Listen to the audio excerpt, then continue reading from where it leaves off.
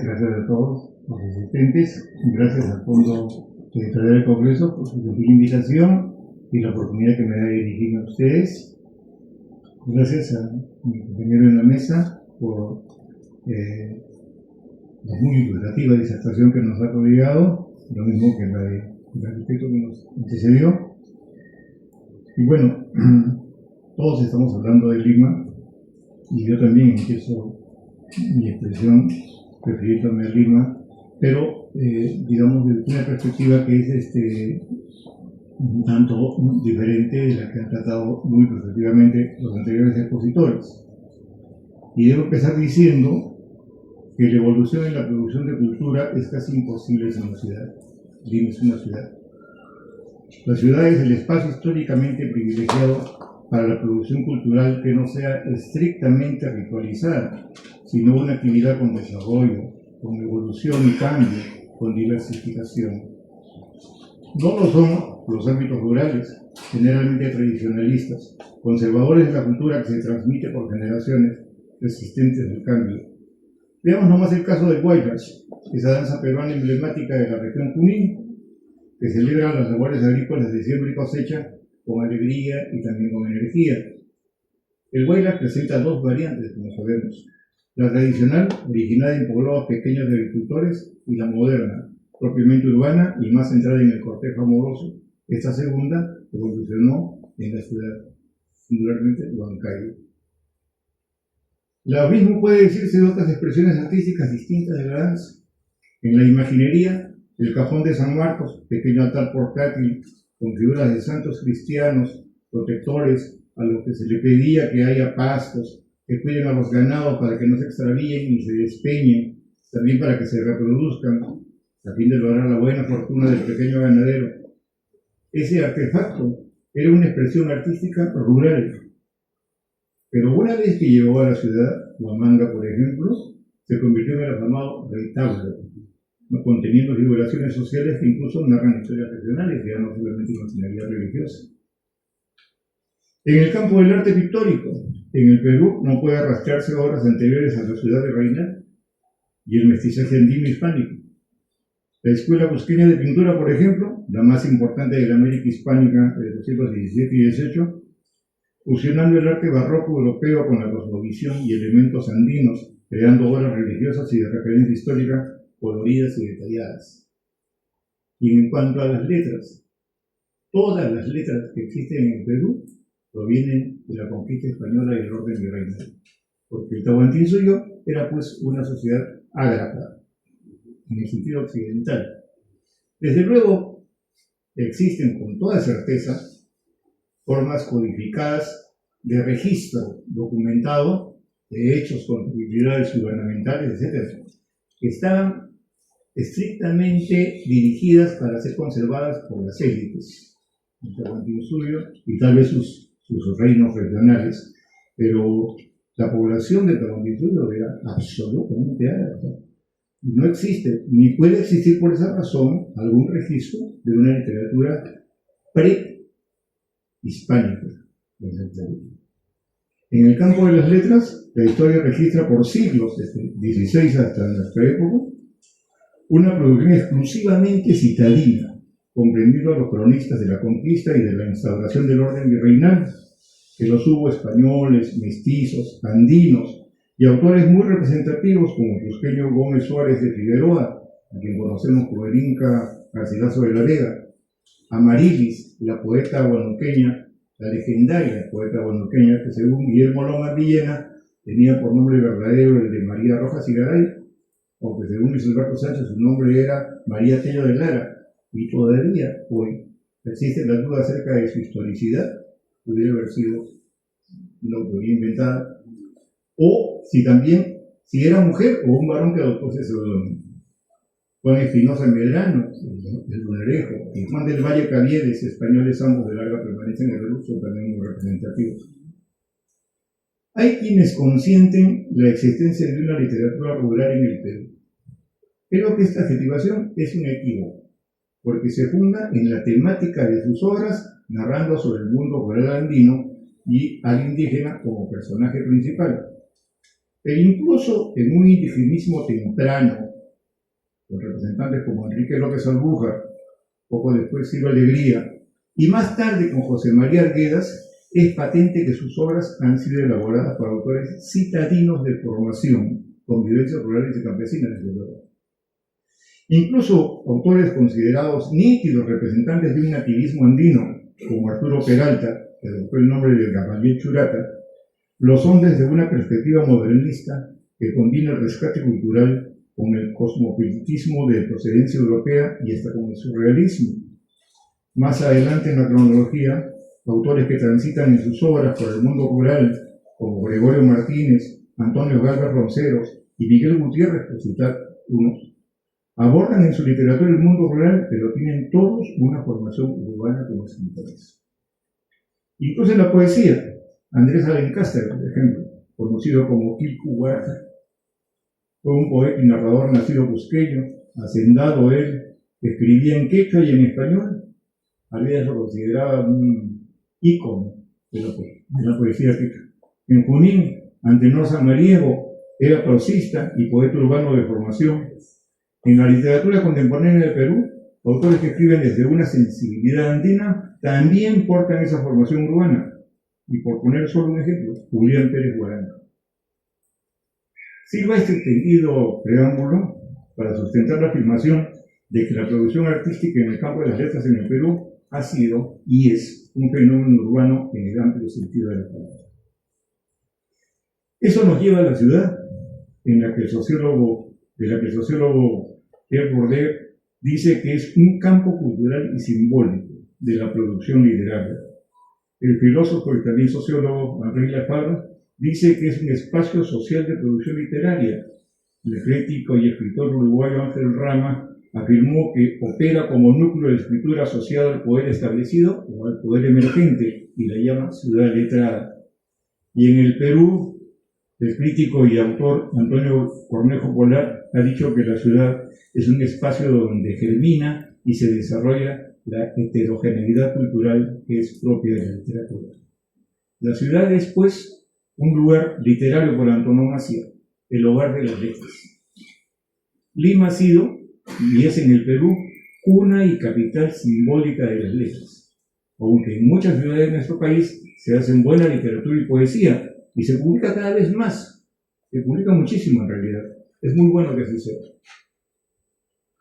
Bueno, encuadrando mis palabras en Lima, desde hace poco más de un siglo hasta hoy es imperativo arribar al terreno de los movimientos culturales literarios que se han manifestado en ese periodo a finales del siglo XIX y principios del siguiente. Hubo expresiones literarias memorables en varios géneros de las letras, destacando la crónica tradicionalista de Ricardo Palma en la prosa y la poesía de Mariano Melgar, José Santos Chocana. Estoy mencionando solo ejemplos muy paradigmáticos.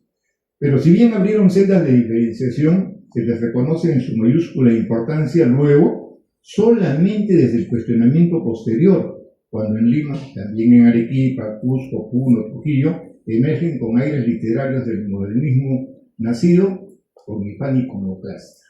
Hay una ruptura en la cultura de las letras del Perú a partir de la aparición del modernismo a principios del siglo XX. Es entonces, próximo el Perú a su primer centenario republicano, que aparece en escenas el Palais Concert, ícono del modernismo en Lima. Bastante se ha escrito al respecto, elogiosamente y con justicia. En mi novela Tiempos del Palais Concert narro con recursos de autor de ficción la época en la cual esa afamada confitería limeña, que quedaba aquí nomás, en la esquina de Emancipación y Girón de Unión, la Casa Barragán. Y ese lugar fue pues la sede de la modernidad literaria materializada en la revista Colónida, impulsada por Abraham Valdelomar, que se abocó a sepultar la dominancia del tradicionalismo en las letras. Como escribió José Carlos Mariátegui, quien él llamó los colónidas a los participantes en esa revista, dijo que representan una insurrección contra el academicismo y sus oligarquías, su énfasis retórico, su gusto conservador, su galantería dieciochesca y su melancolía mediocre y ojerosa. Muy duro su juicio, injusto también, pero era el juicio de la época. Con Colonia aparece lo que sería el primer movimiento cultural literario en Lima del siglo XX, que realmente tiene un impacto social, y su sede simbólica era el Palais Concert. La revista publicó solo 4 números el mismo año 1916, pero su huella es fundacional. Marcó un hito en la evolución de las ideas estéticas en el Perú, con la transición del romanticismo hispanista al modernismo y al simbolismo cosmopolitas. Pero lo que más resalta de Colonia es que no era expresión intelectual de una élite social, sino de una élite intelectual, con predominio de ilustrados miembros de las clases medias. Tampoco fue una producción estrictamente limeña. Colonia expresó la heterogeneidad de un país como el Perú, que no había cumplido todavía un siglo de independencia y orden republicano, donde la desarticulación espacial y las distintas configuraciones culturales regionales eran evidentes, acogiendo trabajos de autores en diferentes lugares del amplio territorio nacional, por ejemplo, de limeños, como Alfredo González Prada, Pablo Abril de Vivero, y de otras regiones, como los arequipeños Augusto Aguirre Morales, Percy Gibson, César Atahualpa Rodríguez, el puneño Federico More y el moqueguano José Carlos Marete. El gran animador de Colonia, Abraham Valdelomar, era isqueño de Ica. Y Colonia fructificó. No es exagerado considerar como su esqueje o su retoño, ¿no?, el Grupo Norte, dirigido por el cajamarquino Antenor Orrego y que integraba a César Vallejo, natural de Santiago de Chuco. Tampoco se puede dejar de vertir la estela de Colonia en Boletín Titicaca, animado en Puno por Gamaliel Churat. Colonia floreció en varios lugares del territorio nacional, a pesar de su experiencia en Lima. Colonia era la expresión de esa diversidad de orígenes regionales reunidos en una revista limeña que ahora se reconoce como obra material del movimiento cultural y literario que Nimucho fundó. La célebre frase atribuida a Valdelomar: el Perú es Lima, Lima es el Girón de la Unión, el Girón de la Unión es el Palais Concert y el Palais Concert soy yo, es una exquisita y mordaz muestra de la imagen de identidad nacional portada por un representante cimero de la parte mejor ilustrada de la sociedad peruana urbana de la época, que, por un lado, acentúa el espíritu egocentralista y también danunciano de su autor, y por otro lado, lo contradice con su obra poética y narrativa tan propiamente mestiza, porque, como se sabe, Valdelomar era un provinciano, universal y enfrentado al criollismo castizo. Poco duró el movimiento cultural generado por Colonia. Hacia 1920, sus integrantes se habían disgregado y buena parte de la vida del exilio. Valdelomar había fallecido sorpresivamente a los 31 años, en 1919. Mariátegui fue elegantemente deportado a Italia con sueldo, un mes antes. Federico More emigró a Bolivia ese mismo año. Alcides Perlusín lo hizo a Cuba y luego a Estados Unidos. César Vallejo en 1923 inició el viaje a Europa del que nunca regresaría. Hubo una diáspora de la élite intelectual peruana impulsora de la modernidad que se concretó en el movimiento Colonia y sus secuelas. Bueno, sería un desacierto grave ignorar que se ha forjado en Lima otros movimientos culturales con producción en el campo de las letras, pero quiero postular que la gran diferencia con el que vertebró Colonia es que los movimientos posteriores en los años de 1950, 60 y sucesivos, hasta entrado el presente siglo, no han contado con un espacio emblemático que los represente en el imaginario social extenso, creciente y multitudinario de la ciudad capital. Estamos llamados nosotros a recuperar para la cultura y las artes el que ahora llamamos Centro Histórico de Lima. Es una tarea pendiente que deberíamos abordar. Necesitamos otro Palais Concert, varios Palais Concert. Como otro encuadre del tema que nos convoca, debo mencionar que en su evolución urbana, Lima ha sido y es un centro de producción cultural más allá de los cristales y más allá del Girón de la Unión reclamado por Valdelomar. En el crepúsculo del siglo XIX y alborán del XX, hubo en Lima otros lugares donde se registra producción y desarrollo cultural. Pongamos por caso Vitarte, donde lucía un movimiento cultural de obreros que reclamó para sí la conquista del pan y la belleza, el ideario anarquista lanzado por Piotr Kropotkin. Eran frecuentes ahí las veladas artístico-musicales animadas por organizaciones mutualistas primero y sindicales después, donde los obreros y obreras, que eran el 30% cuando menos de la población obreril de Lima, las mujeres, ¿no? Se le lanzaban representaciones con obras dramáticas europeas y también con números corales, cantando, por ejemplo, Baita en Cielo, de la ópera Nabucco, de Giuseppe Verdi, o haciendo escenificaciones con arreglos propios de episodios de la novela Germinal de Emile Zola. Era el tiempo en que la emergente clase obrera limeña se apropiaba de la producción de la llamada alta cultura social proveniente de Europa. Esa corriente luego se encarriló en parte por la canción, el teatro y la narrativa llamados libertarios, una suerte de expresión cultural de protesta, con expresiones como Horas Rojas de Carlos del Barzo y otras obras. En paralelo, la producción y difusión cultural muy refinada y europeísta se hacía presente en otros lugares de la ciudad, como Barranco, donde el escritor y político Manuel González Prada recibía en su casa a la intelectualidad que compartía poesía del anfitrión o del tímido poeta José María Eguren, entre otros. Asistían María Vallejo, María Bici, los grandes intelectuales o cultores de la vida, de las letras, de las artes. En Lima se reunían en Barranco, en la casa de González Prada, y también en otras seguramente. Pero, por otro lado, y acá voy a introducirme levemente y temerariamente en el campo de mi compañero, emergía el criollismo popular en barrios como El Rímac, Cercado, Monserrate, La Victoria, en veladas musicales y fiestas donde se cultivan formas como la marinera y el valse. También la polka, con influencias de la mazurca y del one stick, música instrumental bastante básica, en realidad, con letras sobre la vida cotidiana, el patriotismo y la modernidad a la que aspiraba el pueblo. También música alegórica y sentimental. Era el producto de una sensibilidad social distinta, innovadora.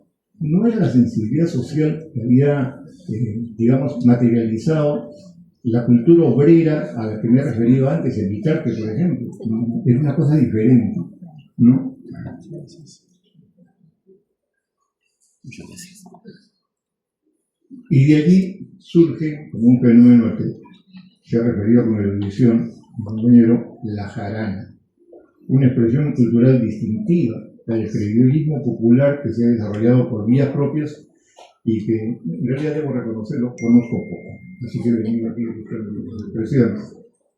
Bueno, pero volviendo a la aproximación cronológica, muy brevemente debo decir que en Lima las migraciones de industrialización crearon desde finales del decenio de 1940 nuevas expresiones culturales que me parece en su inicio fueron propias de la transculturación, ese término es de los antropólogos, la culpa es de ellos, y que con el tiempo se han asentado y enraizado como una constantemente renovada cultura popular, así se le dice, generada por ese nuevo sujeto limeño de procedencia migrante, el neociudadano emergente, ¿no?, que llegó acá para adoptar las costumbres del urbanismo occidental.